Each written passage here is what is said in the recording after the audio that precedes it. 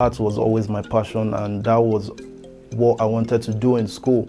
But generally, there were the comments that if you study art, you're not going to succeed or make it in life. A large part of the works I create now are centered or themed around culture, and mainly the culture of Benin. We know Benin is famous for their artworks and their bronzes, but how can we push the culture and tell it in new ways? And I felt playing cards is something that everyone can relate to, both young or old. I created a deck of cards because I wanted to promote the Benin culture, both locally here in Nigeria and in the diaspora. The Benin playing cards is similar to what you have in the standard French deck. There are 54 deck of cards. Everything around the design is themed and centered around the Benin kingdom. So the king represents the Oba of Benin.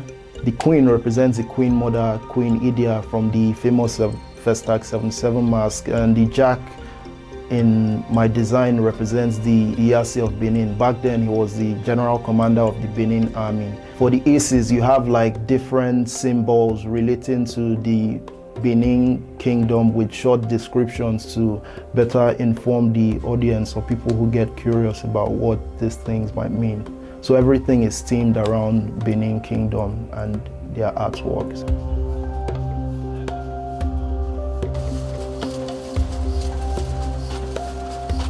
Cards retail for $14 US. Basically, I have to do more production because the demand for the cards has surpassed what I even produced initially. People are just collecting it because it reminds them of home. It reminds them of a piece of their heritage and whatnot. And for me, it's like a good place, and it's a good place to start, and it's awesome for pushing the culture. For instance, in this country, people, if they think of like the Benin bronzes or the Benin mask, there are certain people that feel it's fetish and would not associate with it. A deck of cards centered around that still pushes the culture, but I mean, there will be more people willing to buy into that as opposed to like having actual Benin bronze figurines in their house.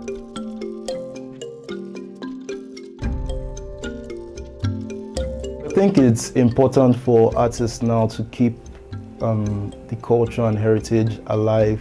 Merging the old and the new is always a welcome idea. Let's face it, we have to move with the times. We're in the modern era. Like taking Benin for an example, we know the Benin bronzes will always be the core and the foundation of that, but how do we push or promote the culture in new ways? So you can see people taking pieces or fragments of that and representing it.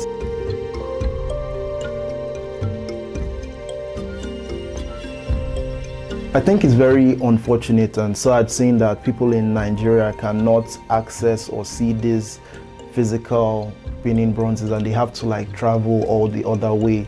Much of what I know has been through reading books or watching videos.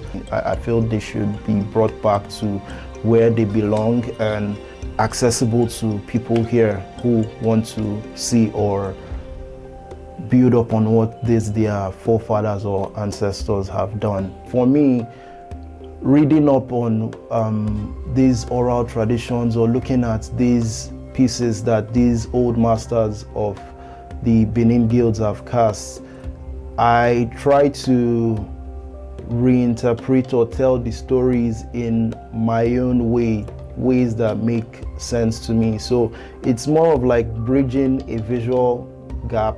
We're basically feeding off what these old masters are. People have done this before me, people after me will do this. So I'm creating the artworks for myself and also for people that are to come.